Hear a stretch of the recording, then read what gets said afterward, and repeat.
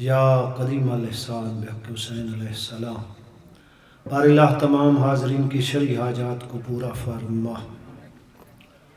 بار الہ تیری بارگاہ میں التجا ہے، بانی مجلس کی شرعی حاجات کو پورا فرما، ان کے رزق حلال میں وسعت عطا فرما، ان کی اس عزاداری کو منظور و مقبول فرما۔ بار الہ امام زمانہ کے ظہور میں تعجیل فرما، ان دعاؤں کی قبولیت کے لیے صلوات۔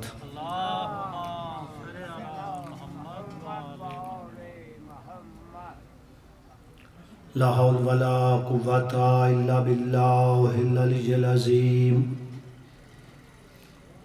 حسبنا اللہ ونعم الوکیل، نعم المولا ونعم النصیر۔ اعوذ باللہ من الشیطان الرجیم، بسم اللہ الرحمن الرحیم۔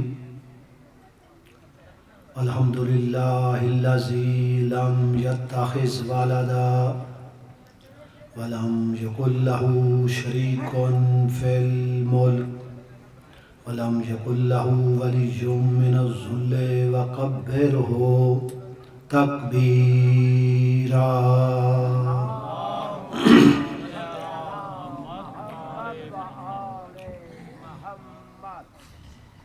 الصلاۃ والسلام علی سیدنا و نبینا و شفیع ذنوبنا و طبیب قلوبنا ابی القاسم محمد۔ اللہم صل علی محمد و آل محمد و آلہ الطیبین الطاہرین المعصومین الذین اذھب اللہ عنہم الرجس وطہرہم تطہیرا۔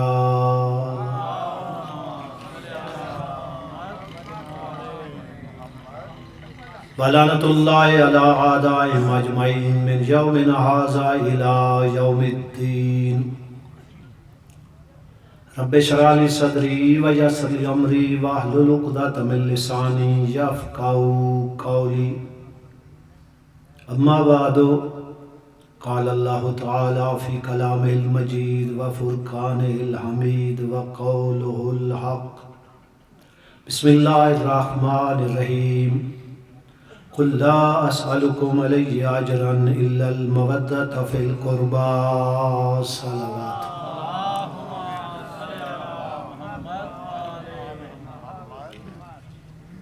حاضرین، الحمدللہ کوئی بھی کام ہو اس کے لیے محنت کرنی پڑتی ہے، مشکلات بھی ظاہر ہے آتی ہیں، تو ان کا مقابلہ بندہ کرے تو اللہ کامیابیاں عطا فرماتا ہے۔ یہ عزیز بانی مجلس سید حسن مجتبیٰ نے جہاں پہ یہ سلسلہ شروع کیا، کچھ سالوں سے بعض مشکلات بھی آئیں، مگر الحمدللہ اس محنت کا ثمر آپ دیکھ رہے ہیں۔ اکثر آپ دیکھتے ہیں کہ مدارس میں یا خاص بعض جگہیں جہاں پہ جتنا مجمع مجلس سننے والا ہو اتنا ہی نماز پڑھنے والا ہوتا ہے، تو الحمدللہ خوشی ہوئی ہے ان کی محنت کہ اکثر صاحبان جو سننے والے ہیں وہ نماز میں شریک تھے، لہذا بندے کو بے امید نہیں ہونا چاہیے، کوشش کی جائے۔ من جدہ واجدہ، جو کوشش کرتا ہے وہ اپنے مقصد کو پا لیتا ہے۔ اللہ تعالی عزیز کی توفیقات میں اضافہ فرمائے اور ان کے بزرگوں کو، اہل خانہ کو ہر طرح کی عافو عافیت، صحت و سلامتی عطا فرمائے، ان کے رزق حلال میں وسعت عطا فرمائے، ان کے گھر میں مالک ہر طرح کی خیر و برکت عطا فرمائے، اور تمام حاضرین کو مالک دو جہاں اپنے اپنے واجبات ادا کرنے کی محرمات سے بچنے کی توفیق عطا فرمائے۔ مالک دو جہاں قوم و ملت کی جو مشکلات ہیں مالک ان کو دور فرمائے۔ سب سے پہلے ہمیں اپنی اصلاح کرنے اور پھر معاشرے کی اصلاح کرنے کی توفیق عطا فرمائے۔ ان دعاؤں کی قبولیت کے لیے صلوات۔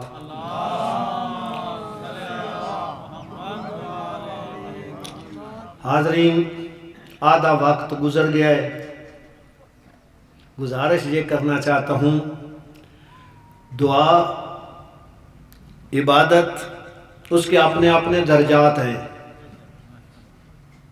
مگر یہ جو محمد و آل محمد پہ درود پڑھنا ہے اس کا بہت زیادہ ثواب ہے۔ اللہم صلی اللہ علی محمد۔ روایات میں ہے، اس کا مفہوم خدا آپ کی خدمت میں عرض کر دوں۔ آہستہ نہیں، بلند درود پڑھنے سے بندے سے نفاق دور رہتا ہے۔ بلند آواز سے صلوات۔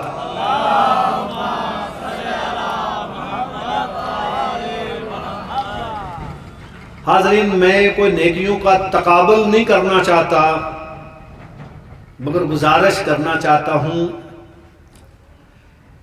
درود پڑھنے کی بہت بڑی اہمیت ہے، بہت بڑا اجر ہے۔ کئی نیکیاں ہیں جن کے بہت زیادہ فضائل ہیں، بہت زیادہ ثواب ہے۔ اسی طرح بندے سے بعض اوقات غلطی بھی ہو جاتی ہے۔ اللہ نے جو نظام بنایا ہے انسان کے اعمال کو لکھنے کا، ایک مرتبہ صلوات پڑھ لیجیے۔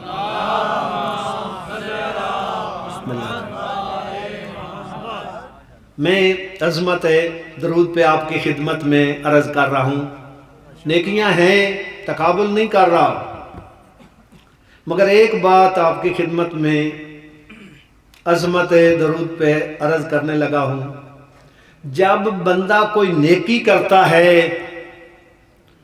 تو یہ نیکیاں لکھنے والا فرشتہ وہ نیکی لکھنا شروع کر دیتا ہے،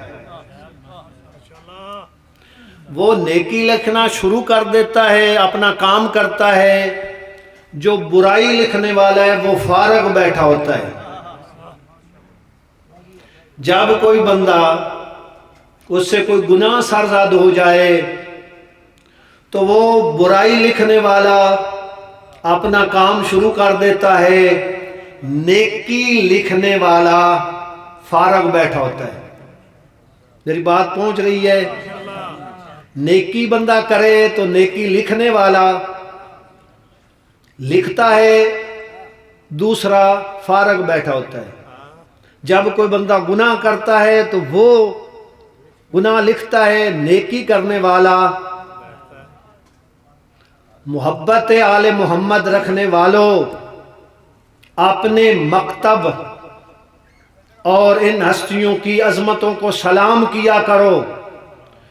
درود محمد و آل محمد پر پڑھنا اتنی بڑی نیکی ہے۔ جب بندہ درود پڑھتا ہے ہستیوں پہ، یہ فرشتہ نیکی لکھنا شروع کر دیتا ہے، دوسرا گناہ مٹانے شروع کر دیتا ہے۔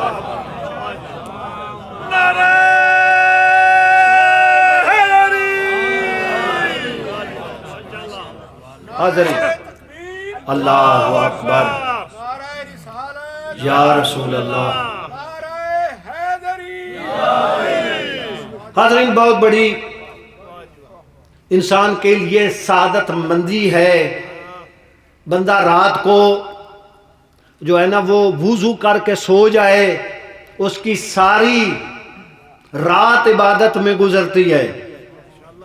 میں کسی اور موضوع کو اب شروع ہی نہیں کرتا کہ چھوڑنا پڑے، اسی بات کو تمام کر دیتا ہوں۔ ایک مرتبہ حضور نے اپنی محفل میں سوال کر دیا، کوئی ہے تم میں جو ساری رات عبادت میں گزارتا ہو، سارا سال روزہ رکھتا ہو؟ اس طرح کا جب سوال آیا، اور جو بندہ رات کو قرآن پڑھ کے سوتا ہو، کوئی ہے تم میں سے؟ یہ سوال تھا، لہذا اس حوالے سے بھی آپ متوجہ ہوں. کبھی ایسا بھی ہوتا ہے رسول کی محفل میں رسول اعظم بھی امتحان لے لیتے تھے کہ کوئی ایسا ہے یا نہیں ہے. تو کوئی نہیں تھا مگر ایک ہستی تھی جس کا نام حضرت سلیمان ہے. وہ کھڑے ہو گئے، انہوں نے عرض کیا یا رسول اللہ میں رات کو قرآن بھی پڑھ کے سوتا ہوں، رات کو میری عبادت بھی ہوتی ہے. یہ چیزیں جب بیان کی نا، وہ جو بیٹھے تھے نا وہ پریشان ہو گئے. ہم نے تو ان کو سوتے ہوئے دیکھا ہے، یہ کہتا ہے میں ساری رات عبادت میں ہوتا ہوں. ان کو کھاتے پیتے بھی دیکھا ہے، ہم نے یہ کہتے ہیں کہ میں روزے سے ہوتا ہوں. تو حضرین جب یہ شور اٹھا، معصوم نے فرمایا سلمان ہماری اہل بیت میں سے ہے، اس سے پوچھنے تو دو، بعد میں اعتراض کر لینا. پوچھا کس طرح؟ آپ عرض کرنے لگے یا رسول اللہ آپ نے فرمایا ہے جو بندہ سونے سے پہلے وضو کر کے سو جائے اس کی ساری رات عبادت میں گزرتی ہے. میں وضو کر کے سوتا ہوں. آپ نے فرمایا ہے جو سورہ اخلاص قل ہو اللہ احد بندہ پڑھے 1/3 قرآن کا ثواب مل جاتا ہے. میں 3 مرتبہ سورہ اخلاص پڑھ کے سوتا ہوں. اور قرآن بھی کہتا ہے، آپ بھی کہتے ہیں جو بندہ ایک نیکی کرے اللہ اس کو ایک کے بدلے میں 10 نیکیاں عطا فرماتا ہے. میں ہر ماہ میں 3 روزے رکھتا ہوں، اللہ کا وعدہ ہے ایک نیکی کے بدلے میں 10 تو وہ 30، لہذا سال کے روزوں کی عبادت بھی حاصل کرتا ہوں. جب یہ بات پہنچ گئی نا کہ سلمان کی جو ہے رات عبادت میں ہوتی ہے، قرآن پڑھ کے سوتے ہیں، سال بھر کی جو روزہ بھی رکھتے ہیں اس کی عبادت بھی حاصل کرتے ہیں، وہ تو ہو گئے خاموش.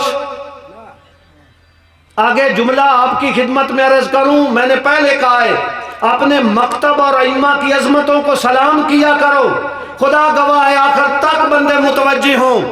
جب یہ ساری بات مکمل ہو گئی نا کہ آنے والے نے جو کچھ کہا ہے وہ فرمان رسول اور قرآن کے مطابق ہے. میں ایک بات کہوں، پریشان نہ ہوا کرو. جو مجمع رسول میں رسول کی محفل میں بیٹھے ہوئے حضرت سلیمان کے ایمان کو نہ سمجھ سکے وہ کل ایمان کو کیا سمجھیں گے؟ نعرہ حیدری.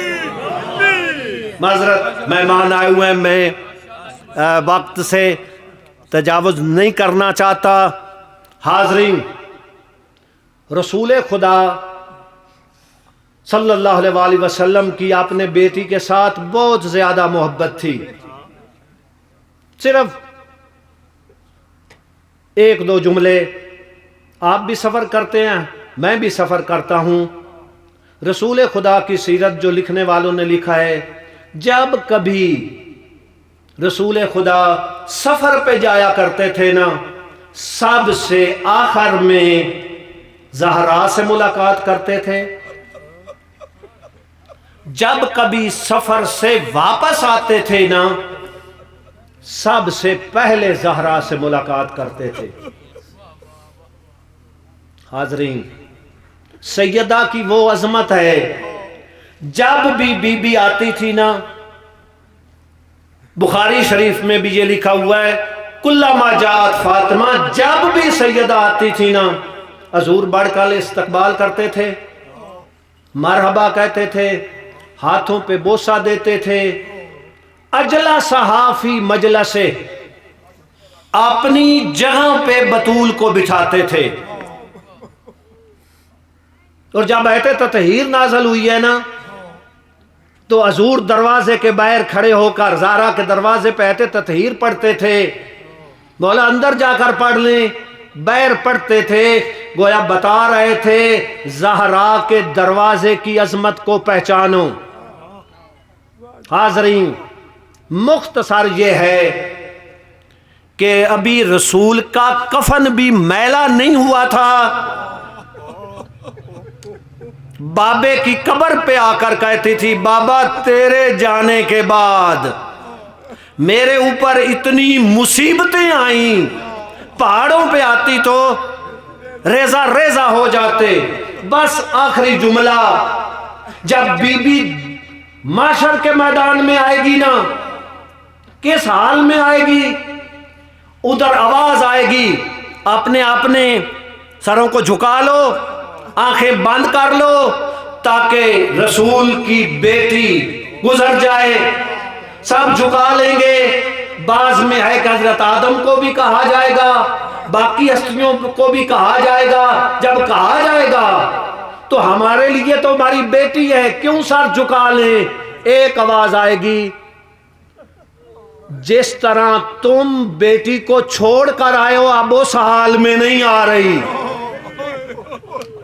بس آخری جملہ مورخین نے لکھا، حضور فرمائیں گے بیٹی بتا میری امت کی شفاعت کے لیے کیا لائی ہو؟ بس سزادارو، حضرت عباس کو ماننے والوں، ان کو مرشد ماننے والوں، خدا گواہ ہے ایک ہی جملہ مجھے ملا ہے، جب حضور کی آواز آئے گی نا بیٹی بتا میری امت کی شفاعت کے لیے کیا لائی ہو، بیٹی عرض کرے گی بابا تیری امت کی شفاعت کے لیے میرے عباس کے بازو کافی ہیں۔